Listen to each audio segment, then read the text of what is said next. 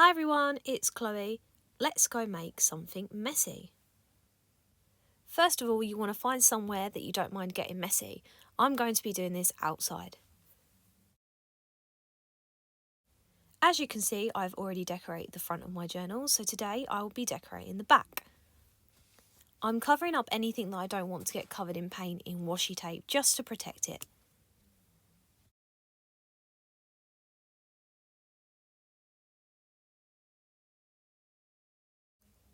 Next, I'm taking some cheap gel pens, I'm screwing them apart, taking the ink out, and I'm going to chop the cartilage. This is going to be great for splatting the paint onto the journal. Now I'm going to flick the ink onto the journal. This makes some really cool patterns. You can experiment in different ways as to how to make some cool patterns on your journal cover. If you're running out of ink, you can chop the cartilage again higher up to get some more ink.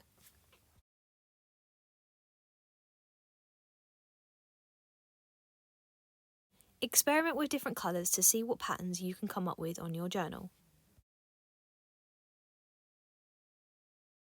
As you can see, I was having a lot of fun doing this.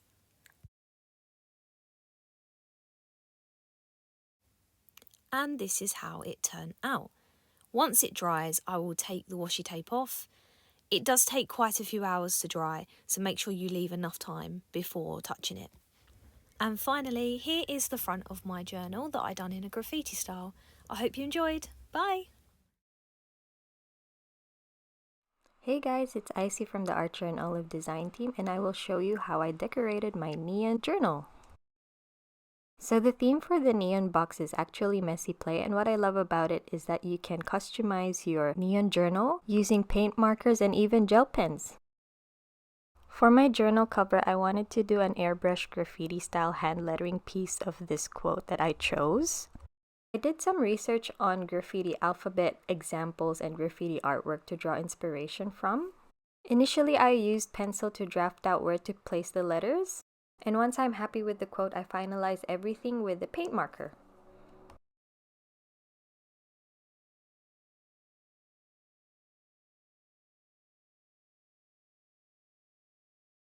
Okay, so now let's add some airbrush ink paint drips. The gel pen ink is kind of hard to see from this angle, but what I'm basically doing is adding little drips on the left-hand side of the letters. And because graffiti artworks are usually very colorful, I've decided to use multiple gel pen colors.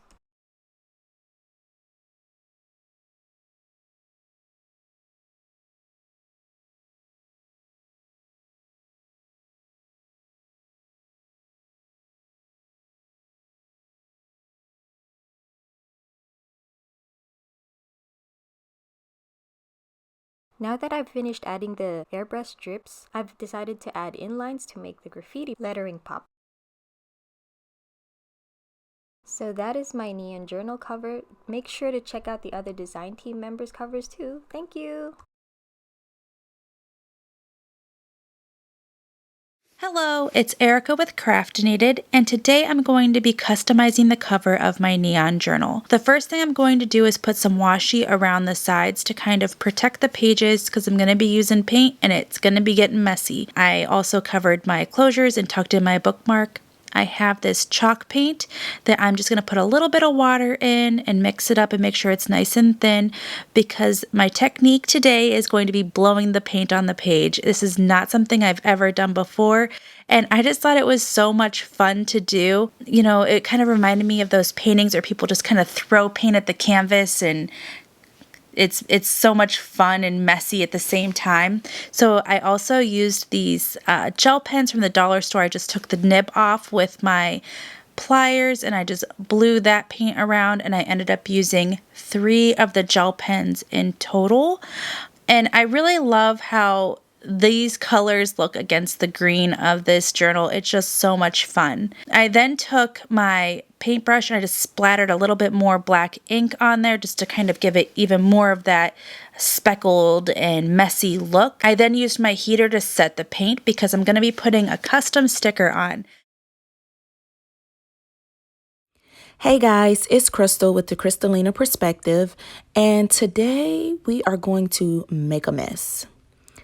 let's look at this beautiful neon dot grid notebook from Archer and Olive in the messy and bright box.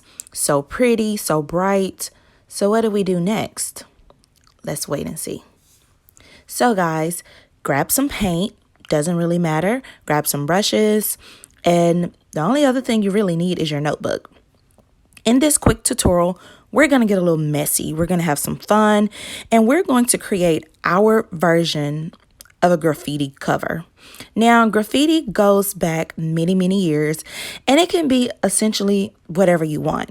For me, I was just thinking of the long spray paint streaks that people typically start off with, and that is kind of what I'm doing with the paint here. I'm just essentially taking the paint and just spreading it across the cover, having fun with it. Don't really know why I used this yellow color, well, golden color on this cover, but that's okay. We went right back over it with another bright color. So my idea for this particular cover is to just do that abstract, not so traditional graffiti look. I know most graffiti have the dripping letters, the dripping art, but with this, I just wanted to give that spray paint streak idea. So that is what we're doing. We are just constantly building up our paint layers. On the side over here, we're doing a little bit of more precision. And honestly, guys, the precision just gets messy. So have fun with this. Make it your own. This is just one of many ideas. And pick different colors, pick different styles, and just get crazy with it, okay? So right now I'm just filling in some different areas, and after this we are going to let this dry. I did use acrylic paint, which was some old paint that I had, and I'm just going to essentially just let it dry. I actually allowed it to dry overnight, so that way when I started creating my magic, I would be on a dry surface. Okay, guys, it's been 24 hours and we have dried. So now we are going to pull out some Dollar Tree stickers, as well as this messy vinyl that I created in Cricut Design Space. I used some of those puffy letters that some of the people used back in the 90s on their graffiti walls. And these letters aren't necessarily dripping, but they are like those bold, puffy letters. And that is the image that I got when it came to creating my words. Essentially, I also wanted to also use some of my stash. You can draw your words or you can paint them or whatever works best for you. But I used vinyl because I'm really trying to use up a lot of my stash. And this was a really fun way to kind of get messy with the project. Now I'm just taking some Dollar Tree stickers that I got a long time ago, and these are puffy florals. Back in California, a lot of the graffiti walls have like floral aspects to them. Also in Chicago, they're really pretty, and so I just decided to add some florals. You can paint or draw these as well, but I decided to cheat.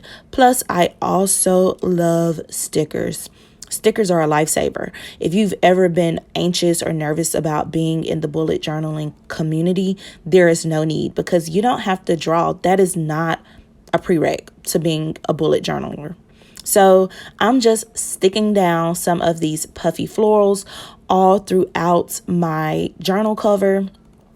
And really quick fun fact about the title, Messy. So I decided to go with the words messy, because Christmas is coming up. And of course, this is the Messy and Bright notebook. But guys, I got that term, or 3 terms, from Frosty the Snowman. The magician, every time he would chase Frosty, and he would always say, messy, and tap his foot. And I just found that to be so hilarious, so fun, all of the things. And so I wanted to include it on my notebook, especially since this box is coming out so close to the holidays. So now I'm just finishing up by adding more florals. I'm just trying to create that graffiti, like monumental type of wall, not necessarily the traditional graffiti. And I'm loving how these stickers gave it a little bit of pop. It also kind of gave it some dimension. And this is my notebook cover, guys. I had so much fun making it. I encourage you guys to have fun as well. And remember, your creativity is yours. Thank y'all.